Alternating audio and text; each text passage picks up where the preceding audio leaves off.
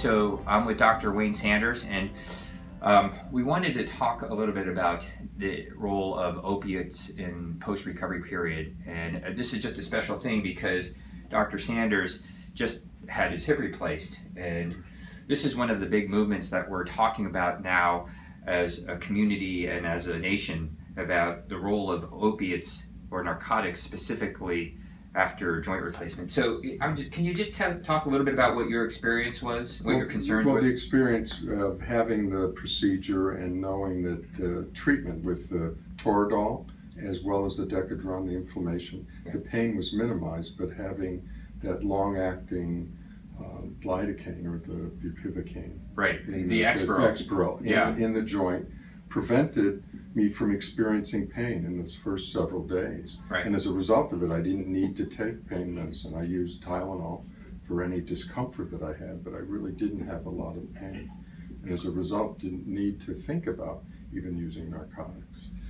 What were your expectations about your level of post-operative pain? And then what were you thinking that you might need to manage that level of pain? Well, I was concerned that if the pain prevented me from moving, that was really the concern. And if I really wasn't able to move and the pain was so great that I would have needed to use narcotics, but I didn't have that. Okay. And as a result, I was able to just use Tylenol was there a specific reason that you didn't want to use narcotics? Because it's something that we offer patients in the post-operative period. I've had narcotics before. I've had ACL repair and used narcotics. And I just don't like how narcotics make me feel, plus the constipation, so the side effects of it.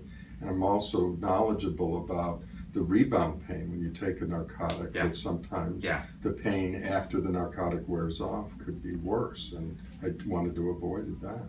We talked a little bit about narcotics. I think narcotics can be a wonderful adjunct in managing pain, but they come with trade-offs, right? And for some people it's mental status change, but for a lot of people it's the constipation. Yeah, no, it's awful. The side effects can be greater than the benefits of even getting the pain relief.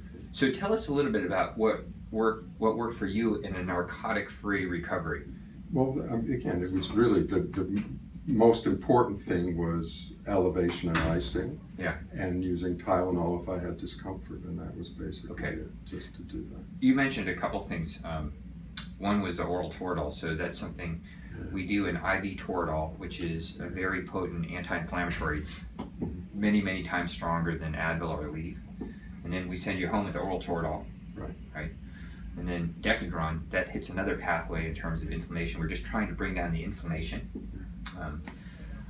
But the thing that you just said was probably one of the most important things, just resting intentionally after surgery. Right? Everything has always been go, but so much has just been listening to your body and letting it rest and elevating and icing and controlling the symptoms through physically. Yeah, no, it's most important. And it's not easy to rest. I want to be physically active, but truly the recovery, the elevation and icing is the most important aspect of it.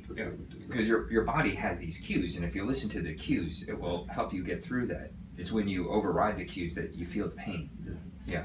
And then, so right now it's been, 3 weeks? No, it's close. It's a little over 4 weeks. 4 weeks. And what are you taking for pain? Nothing. You're off the Tylenol now. Off the Tylenol. Yeah. I think this is just so important to know. We thought for so many years that the narcotics were an obligatory part of recovery. But I think we're seeing now that while it can be important for some people, there's actually some patients who won't need that.